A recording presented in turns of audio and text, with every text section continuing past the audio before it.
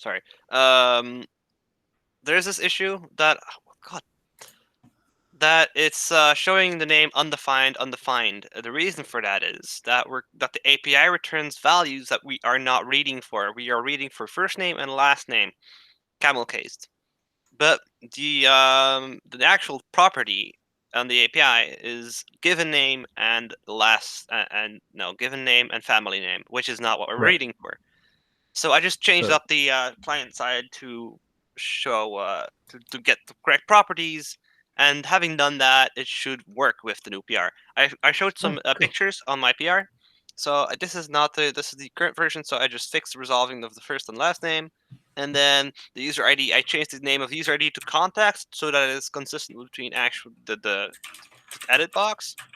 And I removed the redundant field, which is apparently redundant because we're not really using it. So why shouldn't we remove it? So I just removed it. If I need to add it back, just let me know. It's pretty easy. Yeah, excellent. All right, let's definitely merge that then.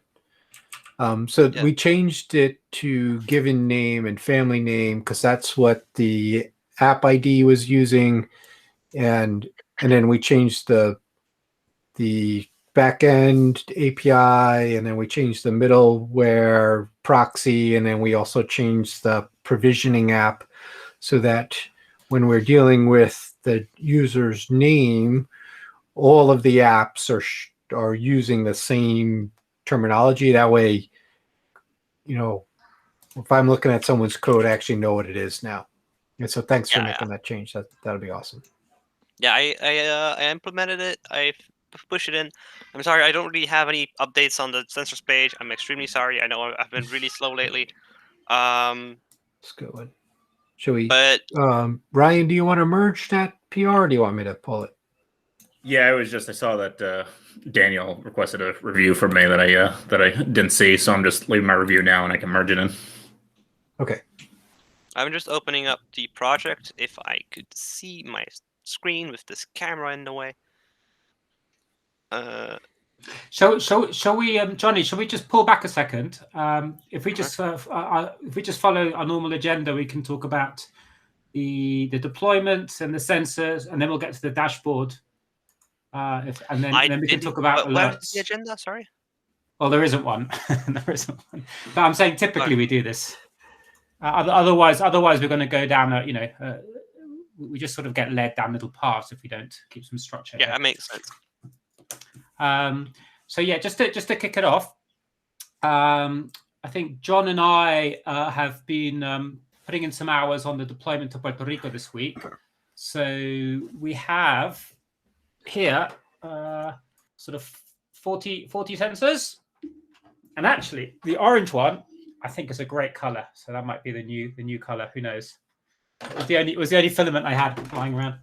Nice. So, that's what we used for actually for Prometeo. We used safety orange. The BPA. Safety, yeah, I think so, because I mean I quite like the white one, but there is something more sort of alerty about orange. Yeah. So anyway, so those are ready to go, and then there's I don't know. John could give us an update perhaps on the firmware and the provisioning stuff, but it all works really well from my end. And so the script that you made, John, it's just delightful. It just takes up so much work, and I sort of feel that we should put that in a README somewhere for the community, because it just makes a huge amount of difference. And here is my terminal, and this used to take me like 3 or 4 steps, and now with just a single command, it instantly grabs the binaries and flashes them and partitions the device and removes anything that was already there. So I was able to provision 40 devices in 20 minutes. That's great. And I got to watch a lot of YouTube videos in the meantime, during. So anyway, that's fantastic. So the next step. What happens is, in a normal development IDE framework, you've got platform IO. It's inside of Visual VS Code, and you have to hit a bunch of buttons to actually make it do a thing, and compile the code, flash it. There's an erase button. There's an upload.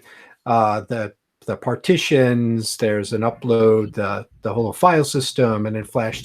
So it is a bunch of steps, and which I do thousands of times on my board, but it gets tedious if you already know the firmware you're going to build.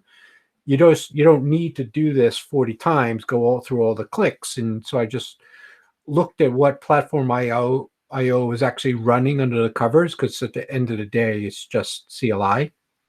And I grabbed those commands and I gave them to Andy, so that's a little easier to provision a production line. That's great. So yeah, I could put that in a README someplace. The tricky part is actually doing all the work beforehand to actually get the binaries to be ready. Well, it's worth mentioning, John, that it didn't work so well on Windows. So I ended up using my Ubuntu thing because every time you plug in a device to Windows, it gives it a new port number. And so then you're constantly having to modify the port, which is really painful. Right. Yeah. So I'm glad that you were able to provision the 40 devices pretty quickly. The firmware that we're using that you just flashed was, and I had a couple of PRs, and we've had a branch open for about a month now. It's the 140 branch. And most of it's actually, the only thing is missing is some custom little library that I had to really go hack together.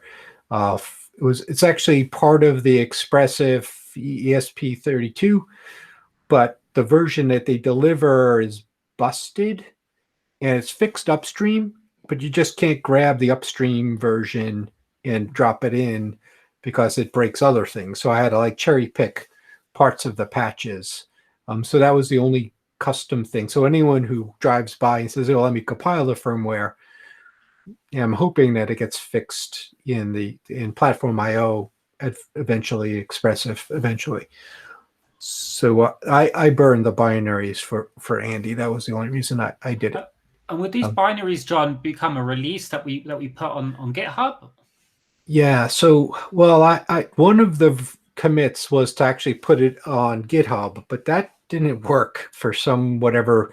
I guess there was another bug in that same library that was not following GitHub redirects, and I spent a whole bunch of time trying to figure out what was going wrong with that.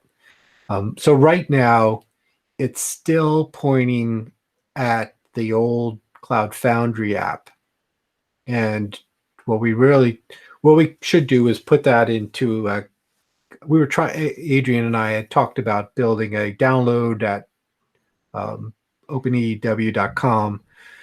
Ideally, GitHub would be, more open source-ish, but I couldn't get to go because of the whatever redirect URLs. But I guess that makes sense for OTA, but for over-the-air updates. But for people who might just want to flash devices the way I did. Oh, yeah. Then I could put the binaries up there. That's a good idea. I guess there could be some desyncing between the two versions, but yeah. Yeah, especially if people go awry. Matter of fact, I had talked about, and there's so much going on in the firmware space that I think we should separate. Right now we have OpenEEW-sensors, and it has both hardware documents, design CAD program stuff, and the firmware. Very different. So I'm thinking about splitting the two. Okay. While we're on devices, quickly, just to say that last week I sort of gave a talk about our project to a sort of to a thing in Italy to do with physics. I can't remember what the title was. And it was all about citizen science, which is what we're sort of involved in. So it was a great talk. And at the end of it, one of the professors who organized it, he joined our Slack, and he seems very keen on what we're doing. So we're going to see if there's anything that can come out of that, because they're doing a lot of work specifically with LoRaN. And I'd always dismissed LoRaN in my experience because of the frequency you can send messages. But he seems to have a way around that. So I just mention that because someone pops up, we can investigate that in the future. And if it's not for sensors, it could be for alarm devices. So that's it. What about provisioning, John? So we've now got an app on the internal testing, which anyone can join if they ask, right? Yeah. So thanks for the keys there. So in the Play Store, there's a test, sort of by invitation test environment, and so Andy tried and I tried. We pushed up a couple of versions. We got one that's working now. But I still don't have it. I need to really focus on doing an end-to-end test. Andy, you all afternoon, I've been on call after call after call, and I'm trying to talk to other people and debug what's going on. James isn't here because James could have helped us out on the app. There's still a few bugs, right? With totally the app. need James. Yeah. Yeah. I might shoot a message out to James.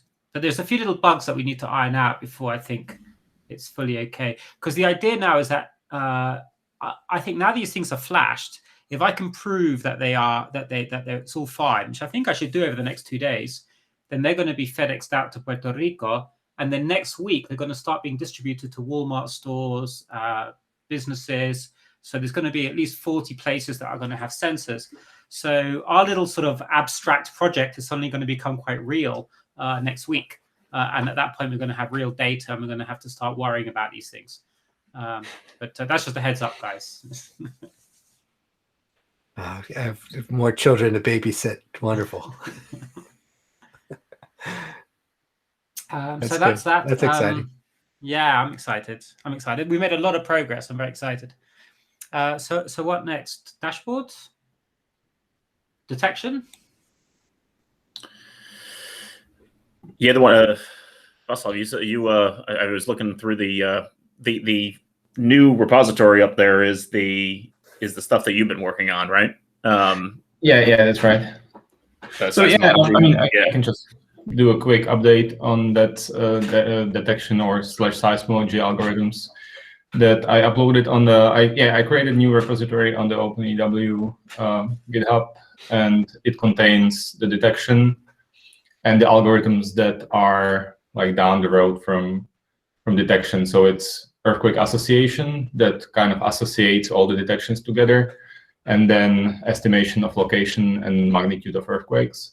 So this algorithm should probably somehow replace the past detection repo that was there, and should provide, like when we implement it, it should provide information for the dashboard, like events, locations, and magnitudes and stuff like that. So Adrian was working on the repo now, implementing all the good practices in coding that I wasn't able to do. So more credit for the repo architecture goes to Adrian now. But yeah, we need to still work on the code quite a bit, especially on the inputs and outputs. So it subscribes to MQTT and gets data from there, and also publishes topics to MQTT, because right now it just reads in historical data from a database. So it still needs to be rebuilt quite a bit, but it shouldn't take too long. So hopefully on the next meeting, like I hope that it's going to be running in the first version and producing something. So, and it's going to be very exciting to try this out on the Puerto Rico network. I've got a question back there. With the sort of seismicity in Puerto Rico right now, are we expecting to get many events? I would have to check that out, how many events greater than, so we can, with the density of network in Puerto Rico, I think that we should be able to detect earthquakes 3.5 and larger in the whole island. So not too, like events that occur too far off the coast, we probably won't detect like that are of this size, but everything that is magnitude 3 plus, 3.5 plus inside of the island, I would hope that we can detect. So I will have to check it out, like how many events like that there is in Puerto Rico. Presumably the aftershocks are dying down from last year's earthquakes. So we're going to go back to some sort of normality there, and I wonder what normality looks like. I will have to check it out too. Mexico is so active. Like when I started to work with this data set that you collected since 2017, I was surprised how, because I've never been like studying Mexico that much, I was surprised how many earthquakes there is. So I don't expect in Puerto Rico to be as much as in Mexico, but still 3.5 is not a giant earthquake for a seismically active area. So I would hope that we'll have some events in a few weeks or so. But yeah, I'll check it out next time. I'll tell you it's an easy check. Okay, so because you were mentioning the seismology, just as a FYI, Vaclav, I did write the scripts to take the data you have in the repo and then push it to MQTT and then pull from MQTT. So we could at least feed the algorithms. Then the next couple of days I'll work on writing some like publishers for the events and detections and things like that. I haven't pushed my changes to GitHub yet, but I'll do that tomorrow morning most likely. Great, thanks. In terms of the architecture, Adrian, what's the plan then? So we're separating it into two. Sorry, I haven't looked at the diagram in a while. Into two sort of clusters that are doing the dashboard, and the other one is going to be detection. Yeah, so we're still going with the core, which is the shared cluster, was the dashboards on there and device management. So John's piece and then Ryan's piece. And then we have the regionals, which are supposed to be closer to wherever the devices are going to be. And for the first pass, that just happens to be Washington, D.C., because that's the closest place to Puerto Rico. And then that's where I had deployed the old detection engine, so the MQTT and Postgres from before. And then as Vaclav's seismology repo starts to mature a little bit, I'm going to deploy that to the regional as well. Perfect. Okay, and are there any unknowns, Adrian, or have you got everything you need? Well, I mean, I would like to get some more integration tests throughout all of this. Like when we set up when Vaclav stuff gets put on the detection. On the regional network, we got to somehow pipe that into the UI. We haven't really done any testing about that, like that communication. And then, even if we get that working, I would like some test cases, because when we make changes on either the UI or the seismology side, we got to make sure that the stuff works together, right? Totally agree. But what the dashboard is going to go straight to the live feed? No, I want to. We have to. Let's draw the architecture diagram carefully, because when Ryan's going to do three things. We have the live feed of a sensor, and that should just come straight from the live feed. At the same time, Vaclav is going to subscribe and look for detection, and then some events may or may not occur. And then there's another subscriber that's going to write the data to the historical database, which is I want to talk about next over in AWS. And then we also have the playback, and the playback in the dashboard is what I'm going to show you too. Should I show you? So if let me try to share. So this is something I had done last year and just started this up again when Andy gave me more access. Yes. So over in AWS, there's this open data project. And so if you go to AWS, AWS Open Data. Yeah, that browser was just something I created as a sort of static site. It's not actually. Yeah, so there is, the cool thing about this here is that you've got Open Data AWS Grio. You've got a little landing page here, which tells people here's the bucket and where to find the data. So you can actually go and explore the data. So you manually, as if you were a seismologist, you can drive down to Mexico to a particular sensor, to a particular year, and a month and a day, and a time, and you get down to a file, which you would then download. And this is a 5 minutes of JSON data. So it's basically an array of 300 records, and each record is a string of a stringified JSON object. So you can go back in time and look at any particular day, time, and earthquake. Right? And so this is like mostly jitter. So last year and remember my little Node-RED stuff is I built a dashboard that lets you go and navigate. So you can go and now behind the covers, I'm going to go and pick, what was that? Did I say 2018 February? Yeah, exactly. 2018 February, and it was the 16th or the 17th? I think it was the 16th, I'm not sure. The 16th, and then it was at 11 p.m. at night, and it started at, sort of here. Now, so I picked, and I got to go pick a sensor. Wasn't it so 11 I just a.m.? No. Let's go and save, retrieve, and plot.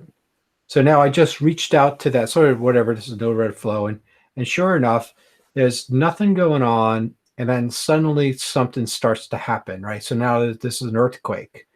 And then you go to the next one, and you go, now this is like the full-on earthquake 7.2, right?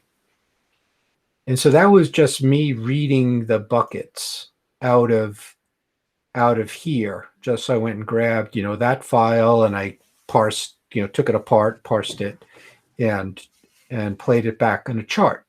And we might want to do that in our new dashboard, right? This is Node-RED, not fancy at all. It's just a, very prescriptive. So we could make this look very beautiful. Now, I got and I was just doing that through the HTTP because I knew the URL to this particular file. If you go, copy link, you can go and build that string, blah, blah, blah, and go get that file. And sort of that's what I did programmatically with the little date picker. But you could also go and use there's a node in Node-RED to read an S3 bucket. And so you can, go and actually go grab that, here's some giant object here. It's just this about 200K. And in fact, then you can take it apart, and it's an array of, close to 300, data points. And it is all the data, mostly noise until you see an earthquake. So is it faster this way by using the S3 credentials? I don't know. I don't know what's faster, because at the end of the day, it's going to make a bunch of RESTful calls someplace. And I was trying to figure. So this is the read it out type of thing. And so now what I really want to do is write it in the other direction. Is so what I want to do is, and I have this other one here where I take this bucket, or I take that big chunk of data, and I split it apart, just like Adrian was mentioning. And so I can now play it, and you'll notice that this will say like 295, 294. Yeah. So it's going to start one per second. It'll start to just play the data when it's going very slow. I think it's because my system is super slow. There you go. It's finally caught up. So now I'm getting 1 record per second on this. And so now I want to be able to reverse it, because this is good practice, because when we have our real sensors, they're mostly going to be silent until some shaking occurs, and we want to go capture it and store that data. And so instead, it'll be a sparse database. It'll be sparse. Right now, when you look at this, you're going to see every second is filled up here. In our new database, it's going to be pretty sparse. So it'll be a sensor, a time, a day, blah, blah, blah. And you might see two, essentially that's all there's going to be, because that's when a truck went by or slammed door or an earthquake. And so we want to be able to store the data in AWS. And so I think that's going to be my next project. And one thing there, John, we discussed is looking at the structure in AWS, because I know in Grillo, we at one point sort of made a bit of a U-turn. Because if you look at it, it goes records, then it goes country, then it goes ID, device ID, and then date time. We actually took away the country because you would probably index it by devices initially. That's what you would search for. And then, the other stuff is just data pertaining to that device. Okay. Yeah, and that's fine too. I don't, because I was going to have to map to some regional network to actually be able to do this.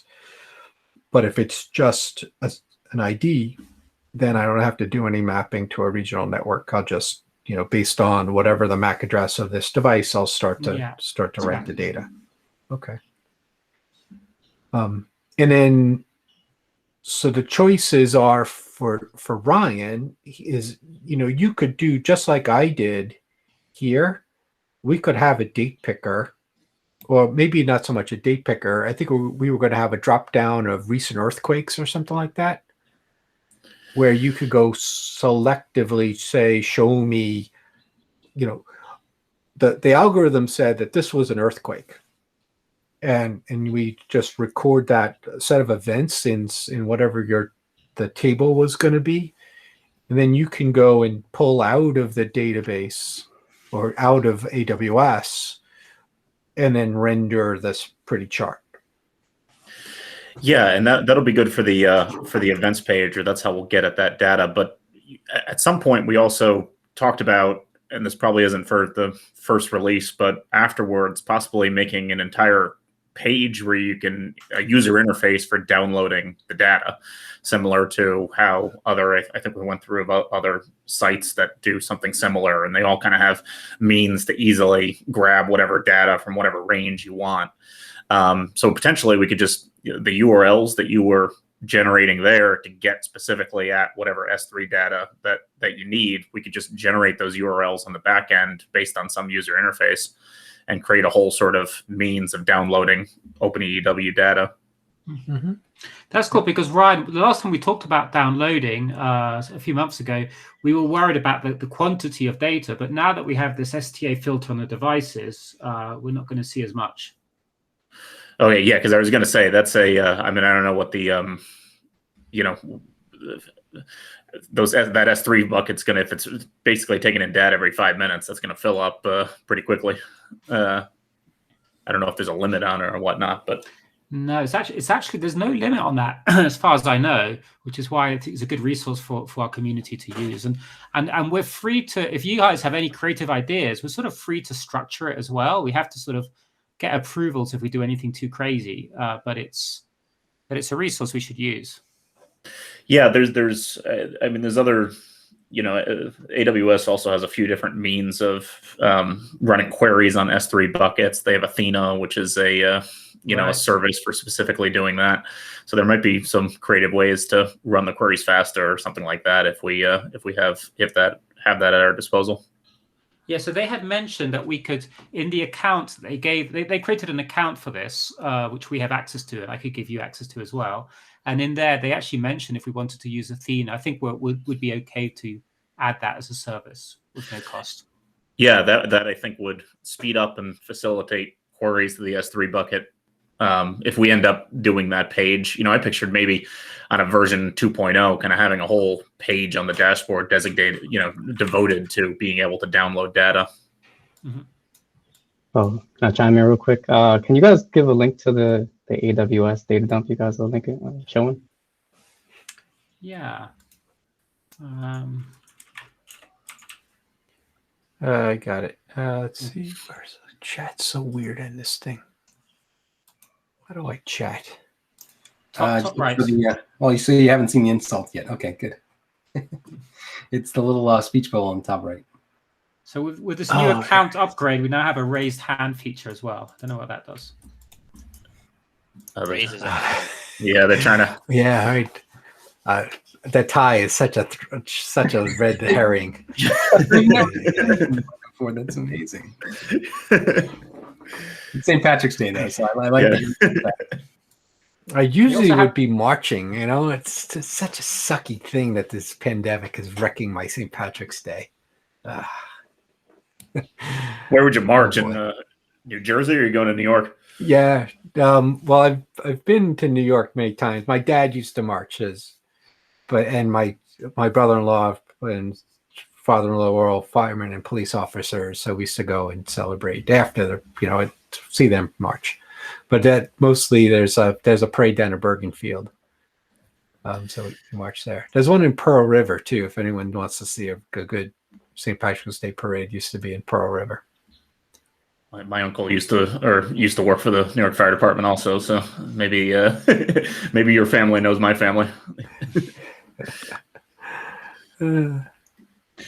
I just did a quick check.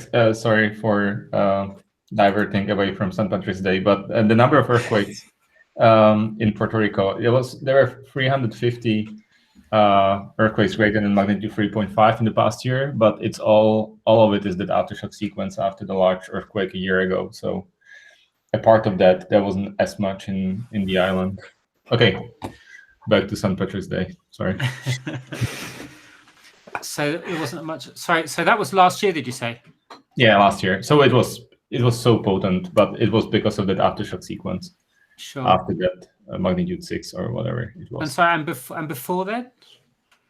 Before that, there are some. What's the average? Yeah, let me check it out. Yeah, okay. I'll get back to you again. So it'd be really disappointing. We have a network and we have to wait a year to get anything. Well, we're going to get a lot of false positives, I think, for a while. Yeah, we could run some trucks by a few Walmarts and see if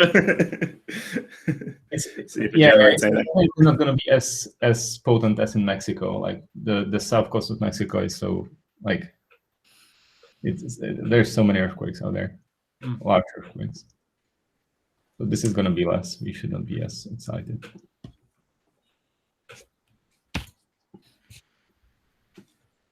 Didn't know you could teleport, Andy.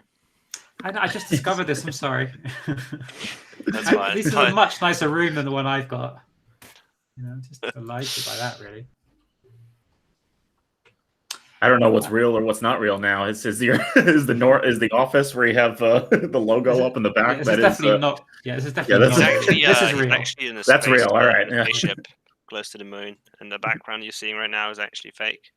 Yeah. Yeah. So in the close vicinity around the island, there were about 100 earthquakes since 1960 that were greater than 3.5.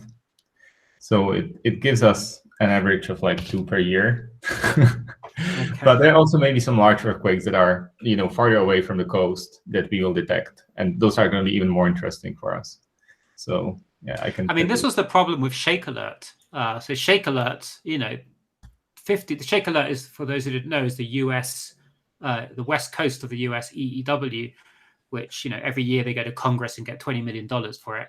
And Shake Alert had to deal with the fact that there wasn't enough earthquakes to train data for a long time. So they were having to use other data sources, etc. I think at one point they asked for Grillo data, which obviously was available, but they don't. So that's the situation we have to deal with in Puerto Rico now. It's interesting. I have Shake Alert on my phone, but it's interesting how few people around Los Angeles here even know about Shake Alert. I tell people that I work on this project, and people are first surprised that we can even have an early warning system for earthquakes in the first place. I think they imagine it's predicting earthquakes, like looking at animals running away or something like that, and trying to figure out. And then I said, well, California and the West Coast has its own thing that was built by the government, and people don't know about it. Most people don't care about earthquakes. Like if it hasn't affected you directly, most people just don't care. They really don't, and it always surprises me because I'm so involved with it, but.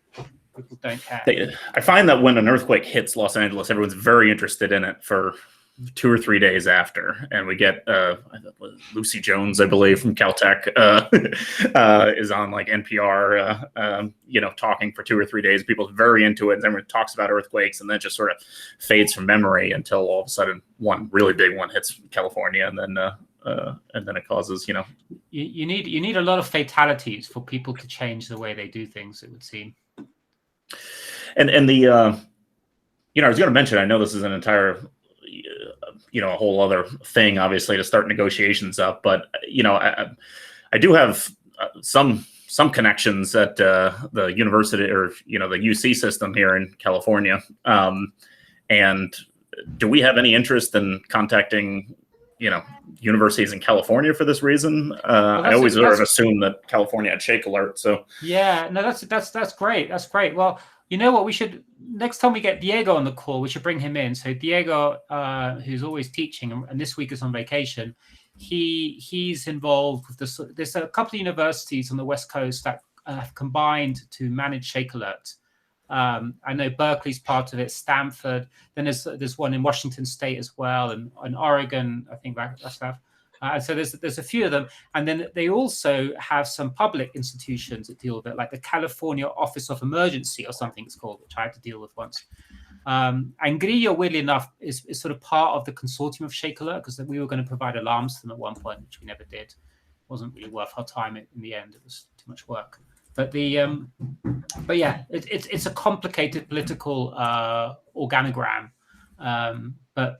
and I don't know what we would want from them at the moment. They're also very proud of what they've achieved, which is great. But you could argue, and I do sometimes, that maybe it's too much. And they have to filter out earthquakes from Japan because their system is so sensitive. Yeah, they go through things that we don't have to worry about. If there's any, I don't know the details of how Shake Alert works and whatnot, but from the end user perspective, what everybody sees is the app that you put on your phone, and the app could look a little bit better. Not trying to bring down Shake Alert's accomplishments and whatnot, but when you have end users, it really, and that's the only thing that they see. People, I think, have when they see the app, I don't know if they trust the system itself, just because it is fairly, I think it works fine. It just doesn't really have the, the design, the user interface design that you would normally see. It was built by seismologists. If you've ever been to a seismology website before, you can see where this comes from. Yeah. I'm still here. It's the original, original Tim Berners-Lee. Basically, PowerPoint clip art. Yeah.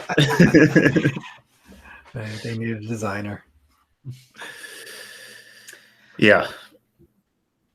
So what else, Ryan? Any news about the dashboard recently? Yeah. So what I'm working on right now is getting the sensor data down, and there have been accomplishments in that. So right now I built the back end for it, so the GraphQL interface, which calls Cloudant. So the connection between our dashboard backend and Cloudant is there, and it's retrieving data. So now I just need to connect that. I need to create some more routes or some more queries that will facilitate the front end, and then get all that data down to the client, which should be pretty straightforward considering the work that Johnny's done.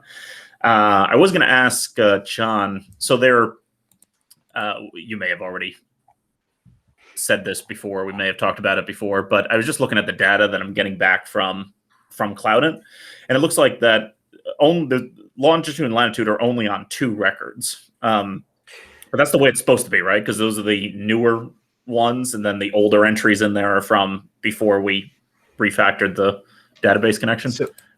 Well, I actually deleted the database last week. My hope was that we would have only good records. But people need to, and people is like me and Gareth and Andy at this point. We really have to use the mobile app to finish all the steps, because it's the mobile app that adds the longitude and latitude. Okay. So Okay, that's good to know. So it's just basically on our end to the dashboard end to fix, and then we'll have everything going in there as it should. Which raises another question for Adrian. So I fixed the problem with the last piece of the provisioning process from our end is that when the link is generated, it adds an extra slash in there. That is that's the only reason why, at least from the dashboard end, you wouldn't be able to complete the onboarding process right now on the Kubernetes version of the dashboard. But I did fix that, Adrian, in the secrets, but it just hasn't updated yet for the deployment. So I was wondering, when do those secrets in the cluster update? Is it when you rebuild the app? Yeah, when you redeploy or when you do an update, it'll pick up the new secrets. So when Johnny's pull request merges, like you'll probably do that today. It'll rebuild, and then you should be good. Yeah, so I was just looking at that. So I think Daniel, I just merged it. Yeah, just merged okay. it. So maybe it'll. Let's Let me check go, it out now. See if it works. Yeah. Because once that's fixed, I don't know. I haven't tried the provisioning app myself, but as long as the provisioning app does what it's supposed to do, the back end should be all set with that minor update as far as provisioning is concerned. I'm going to go fetch my phone in a minute, really quickly. If you have any questions, let me know when I'm back.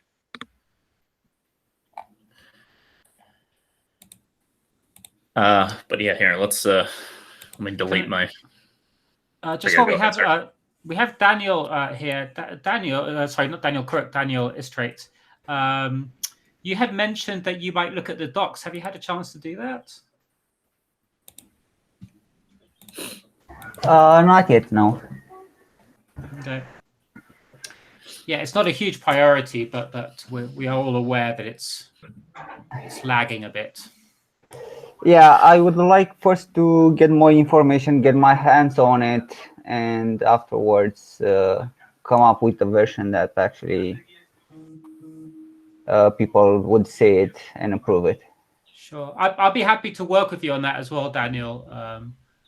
But I think, yeah, the structure is the first thing which needs a good look at. There was someone who posted a good suggestion, well, in my opinion anyway, for structure.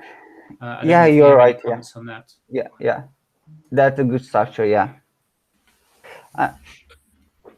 But at the same time, I think we also need a way to keep the information updated, because as I see, there are many changes in a very short time. Yeah, it's moving fast. And You're right. and I think that what currently is people the documentation being updated with from the GitHub repository.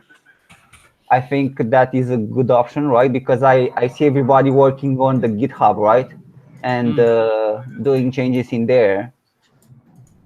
So maybe we're pulling automatically the information, but doing more filtering on it to actually show up on docs what people needs to see.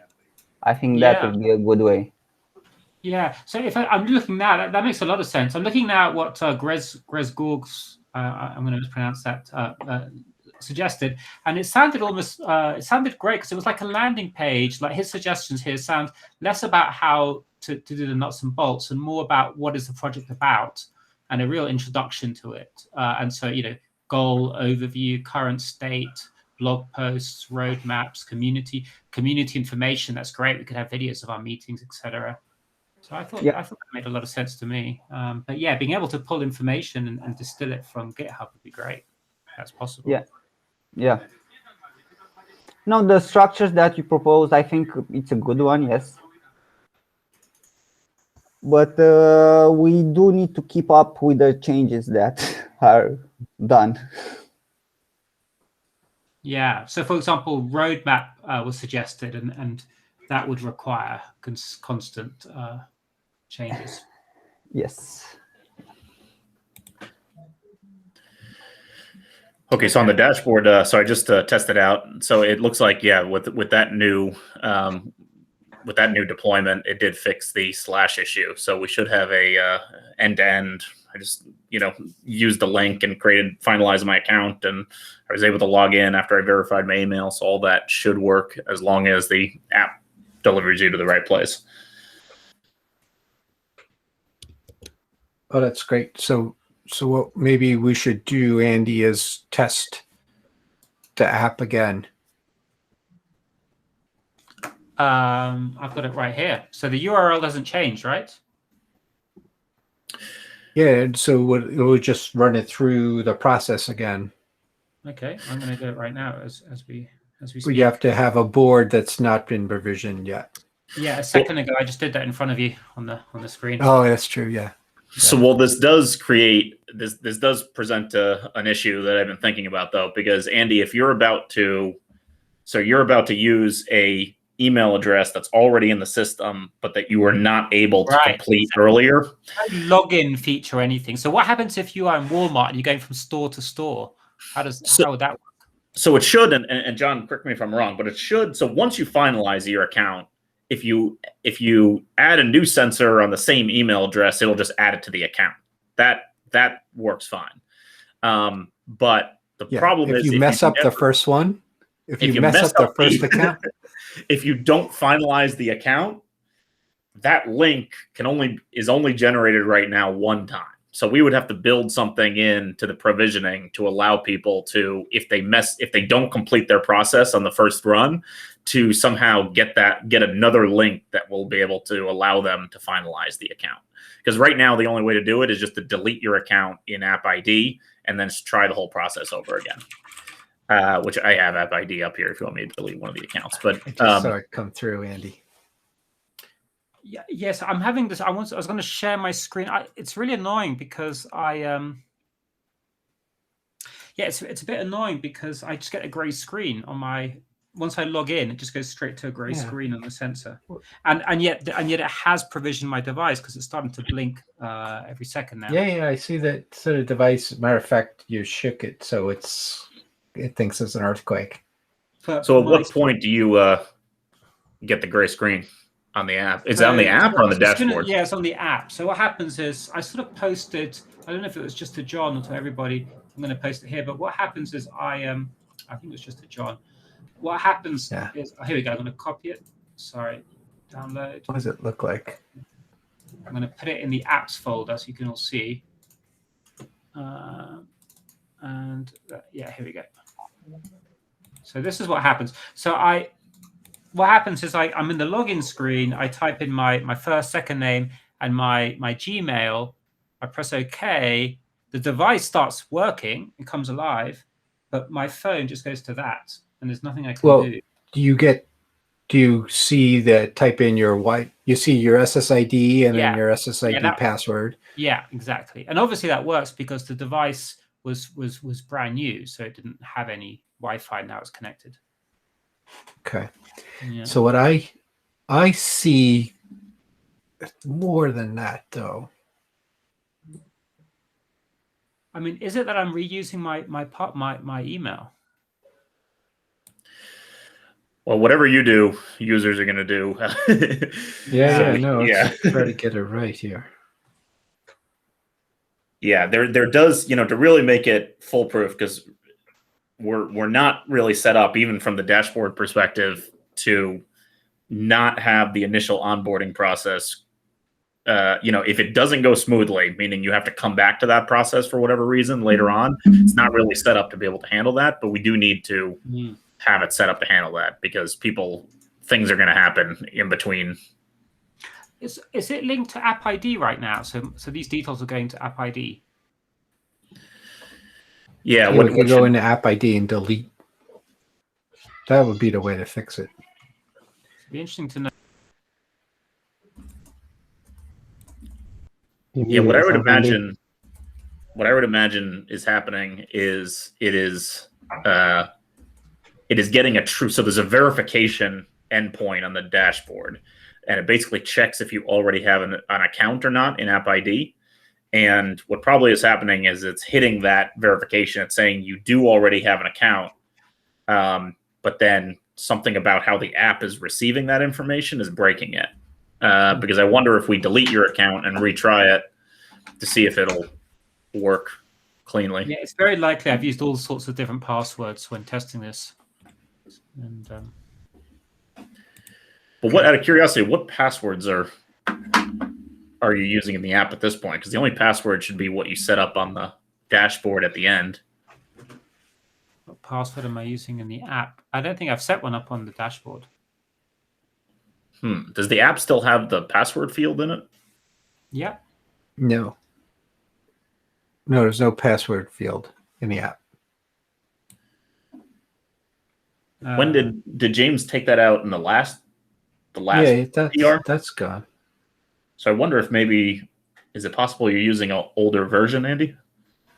Hang on, sorry, did I just make this up? I'm having a look again. Oh, forgive me. Yeah, sorry, it's just there's no password. I'm sorry. Oh, okay, yeah. So I thought maybe. Can I try again, John? Have you managed to delete my account? No, you want me to? I can go do that. Yeah, if it's handy, I don't know how to get in myself. I have it up here because I've been messing around with it today. Which email address is it, Andy? It's andresmeira@gmail.com. All right, you're deleted.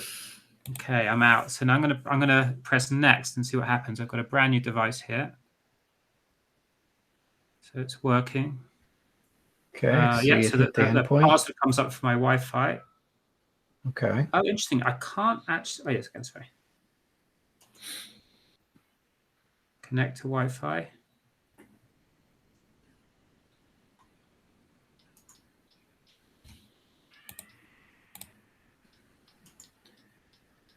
And I see a real link. Yeah, and I also see on App ID that it created your account when you put it in. It just it's not finalized yet. Okay. Strangely, it's taking a long time. I'm still in the sort of connect your sense to Wi-Fi screen, and it's thinking still. Well, it's sometimes smart config doesn't catch right away. I've seen smart config take a minute or two. Huh. Sometimes it happens right away, and sometimes it just takes a while. Should probably put some sort of warning that this could take a minute or two. Yeah. Yeah, and we do need that warning about the 2.4 gigahertz Wi-Fi, because that's gonna kill people.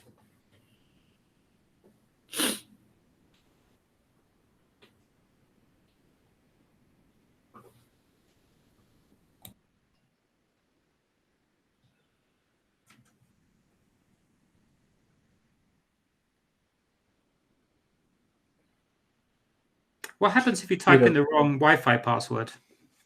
So it will fail, obviously, and then the device will time out, and the app will time out, and you can fix it.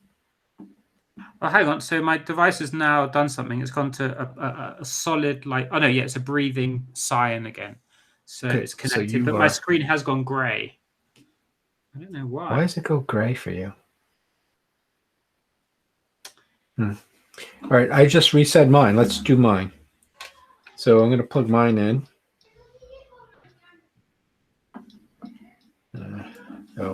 I just erased it. Let me go and it's now empty. You go and provision it. Okay. All right. So now let me share my screen. How much time do we have? Oh, Daniel, are we getting together right away, or is it 5:30? For which one? So, yeah, 5:15. 5:15. Okay, so I have 15 minutes then. Yeah. Ugh. I do have to drop for the 5 to 5:15 though. Okay. So, all right. I'll see you in a couple of minutes then. All right. Well,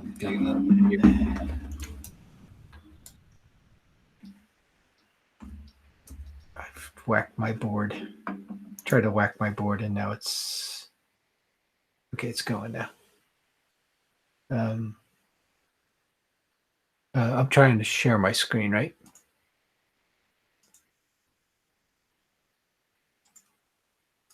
Okay, so my board is flashing.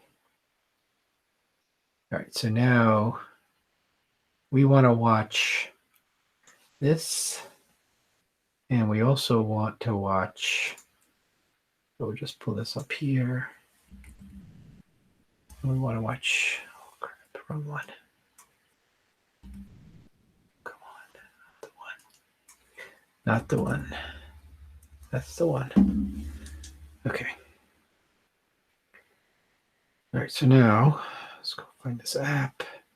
There's the app, launch the app. The board is blinking light blue. Fill in my name, my user ID. Now, so now what it should do is say, okay, that's my Wi-Fi. Let's go and type my Wi-Fi in.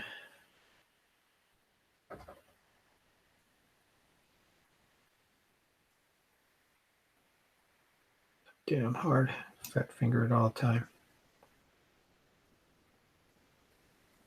Okay. All right, so your board is still alive over here. Let's go turn your board off, Andy, so it doesn't.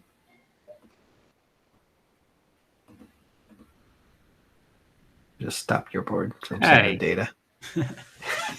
I'm trying to debug here. It's getting stomped on. So my device stopped flashing. Yeah. Sorry, that was me. All right. So what we're gonna do is watch. So now I'm gonna press on my phone. I'm gonna say connect. So now I say connect, and we see it does a little blur Wi-Fi thing, and so this thing you'll eventually see. Did you see green and then yellow? Green, yellow, and then. So what you should, so now you see it talk to the cloud. That was all good. So now that the device is alive in the cloud, and you should see, this is the next panel you should see, Andy. So it works for you. How odd. I can't think of any reason it wouldn't work for me. So it's not to do with App ID, is it? Because I didn't have a record. So this panel that you see on the side here, this, at least from my reading of the code, it's all James.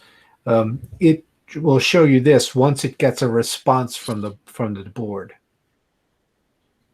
The board responds with that sensor ID. Yeah, and then when I click on this here now, I should be able to go launch straight to the dashboard because I've already got an account. Right. That's I still need beautiful. The animation on that needs to be updated. On mobile, it looks a little off, but I have no idea. Something like earthquake or something. I don't know what password is. Do you know what I'm going to do just for fun? Is I'm going to do it again, but using my Grillo email. See if that makes any difference. I'm just flashing my device. Well, would you have to turn it on so I can do this, or should it be okay? I don't know what the password is. Okay, the device has come back. Password hell. It's going to have a slightly different name this time. Andy Mayra. You were supposed to, Johnny. You were supposed to help me save my password. Huh? There was. I stopped sharing, but I was trying to. I don't ever know any of my passwords. I just rely on the browser to remind me what the password. Normally it should do that. It should let you do that. Yeah, but you just I think put you a just fix showed in the for that. prompt. Did it not just show the prompt? I think it did, but it was too late because I had already built this just maybe I have to go delete my account again and set a password. Well, I did fix it. It works for me. It works on my machine. Cool. Nice. What did you do? Add the hidden username field? Yeah, I just on the username login part, I just added a password field that's hidden. And on the password part, I'll just added the username field that's hidden. So I trick it into believing that it's one page. Yeah. And it works. Cool. So Nice. and it should suggest a save as well. I think it did. I have to go delete my. Okay. I saw it pop up. I'm not sure if it realized that you had to do the. It realized that it had to put in the email as well. But if there's any bugs with it, feel free to file it as an issue and ping me about it. I suspect I have to go and delete my account so I can do it again to actually have it save my password because I don't know what my password is anymore. Turn my board again, off. if there's any issues with it, feel free to let me know. I'll look into it. Okay.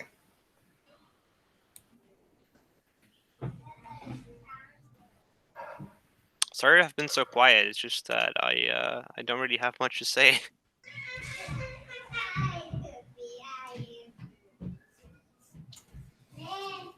Is it working, Andy? No, so something's going on. I'm gonna have to have a look here. I can't even at the moment. I'm having trouble just getting passing the Wi-Fi over to the device. So I feel like something's going on. I wonder whether I'm not giving enough juice to my device and it's not getting Wi-Fi. That could be an issue. Let's have a look at that. Yeah, because I'm plugging into my USB port from my computer, which doesn't always give it enough amps. And maybe that's stalling the Wi-Fi. Let's have a look. I'm going to start again here.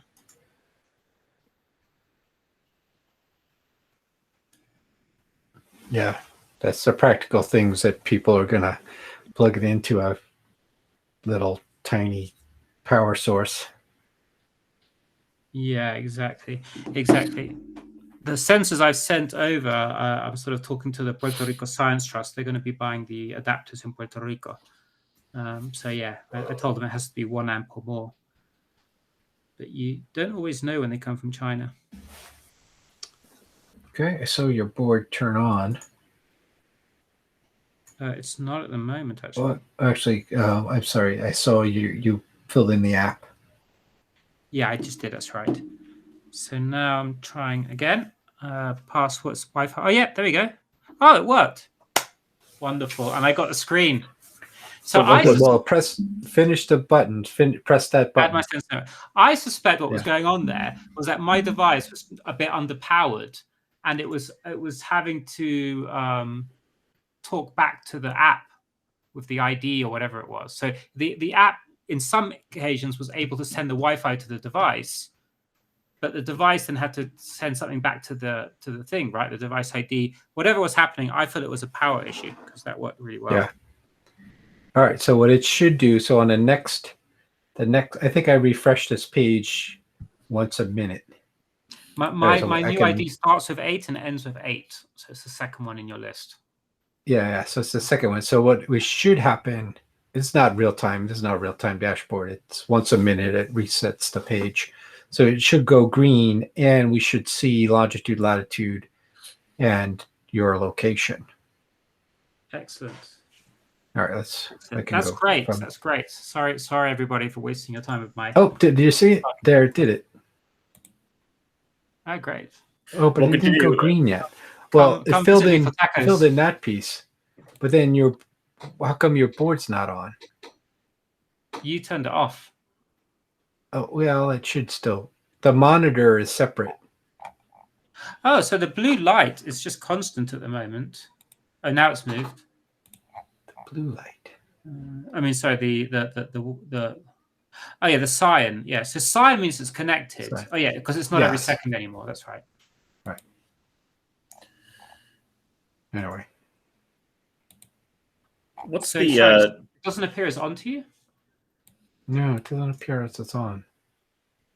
I can go and force it.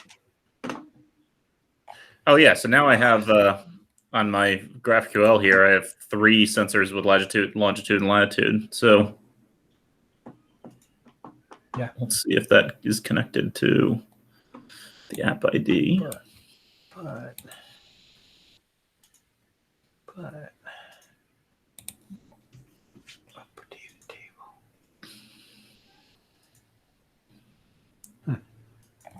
So John, given that the app sort of seems to work, actually, can we sort of publish the version you uploaded to the test track into production? yeah, I think I mean, it's got other bugs, so you have to. Sure. You have to give it a permission. You have to give it permission and then restart the app. Yeah. But it's something to start with, right? It's Yep. something to start with. Okay, I can do that. I can upgrade it, promote it. And then I would love to have you share your screen and we can watch why it's not connecting. So Andy, how far into that process did you get? Did you make your password on the dashboard too? No. Do I need to do that? Try doing it, because this is the if someone leaves the process before finalizing like that, that's the thing that we're not set up to handle, basically. But I also would like to see if just make sure that it works from that. Okay. That works basically, and that I get the data back. So error logging in. The email or password is incorrect. But why would my password be incorrect? Email and password is incorrect. That's at the login page, or that's in the finalize account creation page? Login page. Okay, so it sent you to the login page. Sorry? It sent you to the login page for some reason. So that must be anywhere. Actually, I'm just now on my. I just typed in dashboard on my thing. So you don't have a user. You basically don't have a password until you complete that process. Oh yeah, hang on. So sorry, forgive me. So on my app at the moment, I got the screen with the information that we saw on John's screen. Sensor ID coordinates, but there's still the little sort of moving symbol suggesting that it's doing something. So I haven't yet got a button taking me anywhere. I saw that too. I gotta go. If I can ever get off the phone, I've been on the phone for so many hours. I need to debug that. So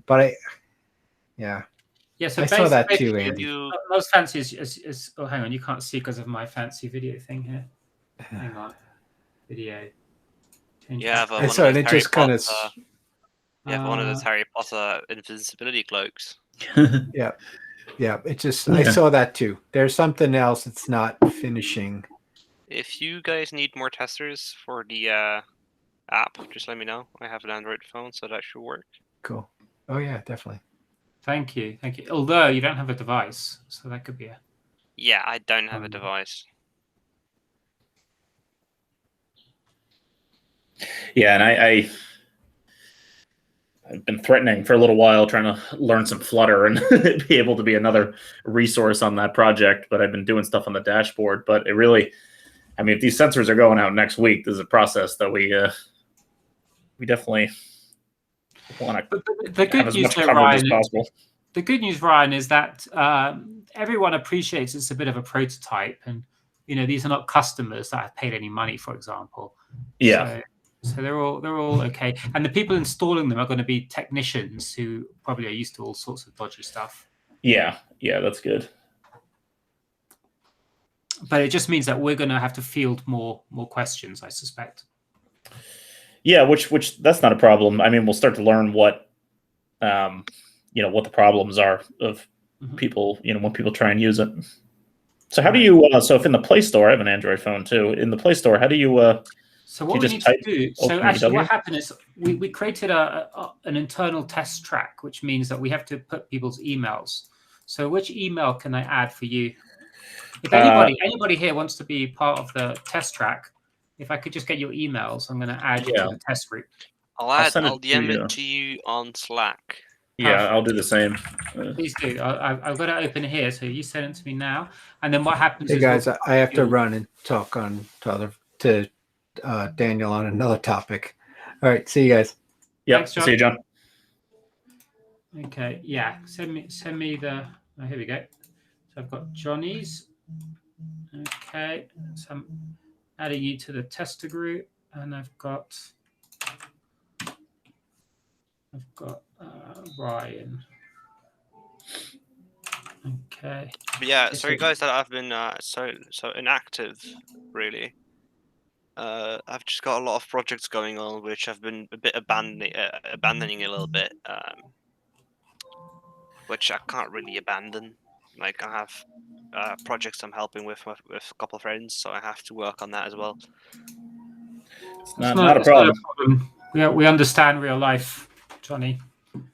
Not a problem. Hey, so anyway, so you and Ryan are now in. So with this link I just put on the chat, you can go and see the thing. Now it's called Acquired Day because until the app is approved by Google, it's going to have a sort of made up name. But it will appear on your phone. Sorry? The 404 is on me. Huh. Have you got your right user in Google Play? Let me check. Where'd you put the link? In the chat. Oh, in the chat. Yeah, I'm on the right user. Huh. Did I type my email wrong? I didn't know. Let's have a look. So you're definitely on the testers. Yeah, you're definitely there. You've got the right email. Yeah. Let's see. A couple of other ones now as well. 404? Do it from your phone? So it needs to be an email that you have linked to your account. It's 404. Yeah, the email needs to be one which you use in Play Store. So I don't know, Václav, you sent me one, but I'm not sure that's the one you would use, is it? No, well, I don't have Android anyways. Like I can use someone's iPhone, but like I would have to add their email. So I can use someone's Android, I wanted to say, but I would have to add their email probably. So I'm gonna try to open the link from my phone. Yeah, trying the same thing now. Yeah, so so does it 404 for you too, Ryan? Both of you and Adrian as well are in there now. Sorry, I didn't catch that. Right. On my computer it does, but I'm trying to see if it will do it just from my phone. It seems to load really long. Maybe it takes a while for the Google Play Store to recognize your it might tester status. Yeah, I think it's broken on the app as well. It just apparently doesn't notice because it doesn't handle the error. When I first added myself, I couldn't do it, and I can't remember what I did, but I just messed around for a while until eventually it worked. But I think I opened it on different browsers on different machines. Oh, let's try maybe an incognito browser. I don't know what I did. Let's try Firefox. Although I'm not logged in on that, am I? Well, either way, I mean, we can figure it out. I mean, you can always run it from desktop too. Well, yeah, it'd be really good to have you guys on the internal track because this is where we can do things before we publish them. And there is, even without a device, there is a way around this. Like, there's like a $4 device, which I think I sent to James, that will do the same trick. It's basically an ESP32 without the expensive accelerometer. So that would be enough to do a sort of proof of concept. So basically we could just buy the chip and then flash it with the hardware and have basically a simulator. Yeah, I've actually got hundreds here for a project we never did. So I could send you one even, but it would take a while in snail mail. But it's only about $4 on Amazon or AliExpress. I'll publish it in the chat so you guys can have a look at it. Yeah, I can't access it yet. It's just 404s on me. Probably for security reasons, but... Well, what we can do is maybe it takes a little while to get in the system. We can wait a few hours and then see if it's given the same thing. Please let me know if it doesn't work, because we'll have to work it out. But it did work eventually for me and John, and we have the same status you guys have on the permissions. What's that link that John posted? What's that link that John posted? Amazon AWS. Oh yeah, no, that's just for if you want to look at because we were talking about S3 as a way of storing historic data, because we have a free account for open data. So he was just explaining how it's organized and where we're going to store our data in the future.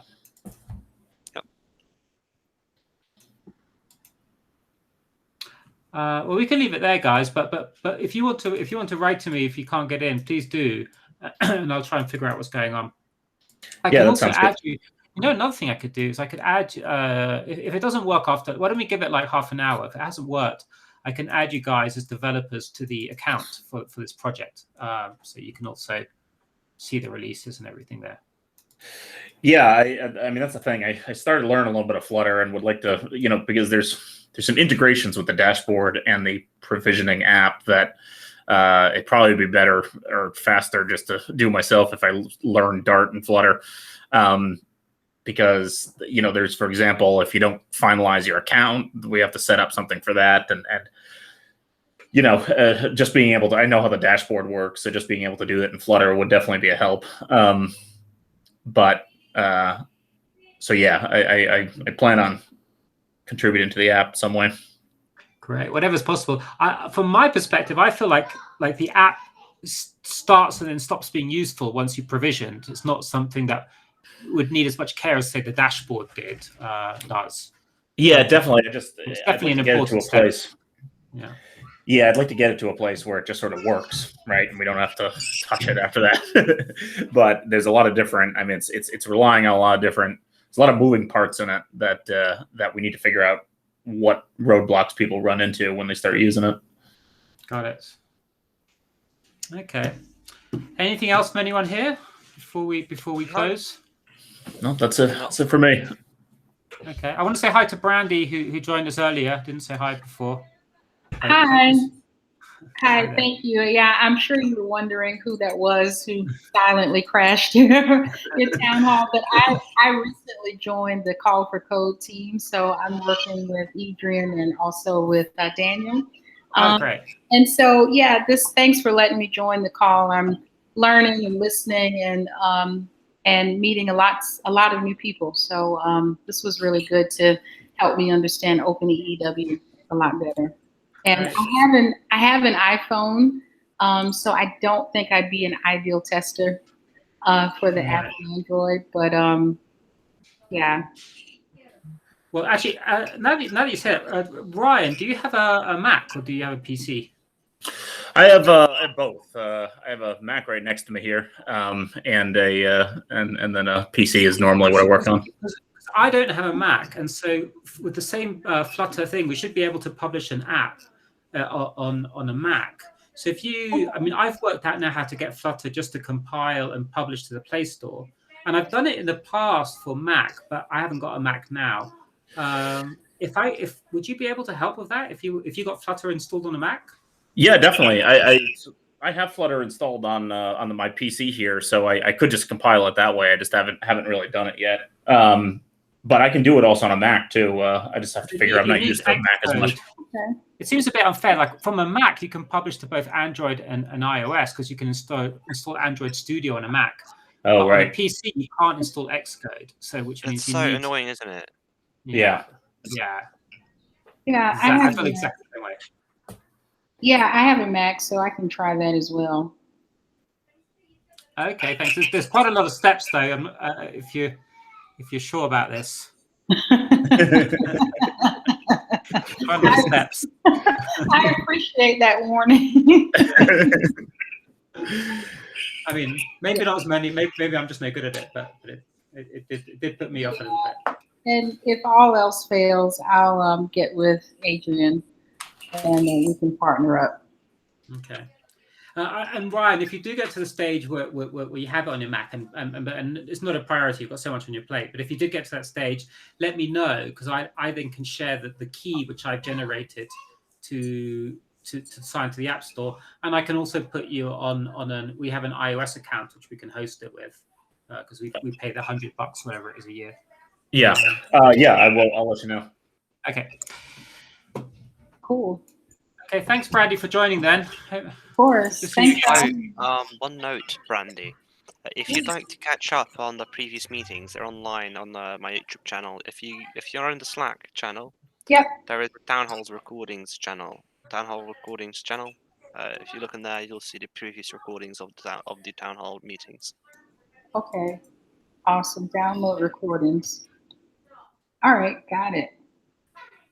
Yep. So if you're interested in that, you can always look at that. Of course, you don't have to, but it's what you choose. Oh yeah, I mean, as much context setting and history that I can get on all of the projects we're working on in Call for Code, the better. So that's super helpful. Thank you, Johnny. No problem. Okay, everyone, I'm going to run off, but thank you. Thanks a lot. I'm going to post this video once it comes into my inbox. Yeah, thank you, everyone. See you. Bye. Take care. Bye. Bye.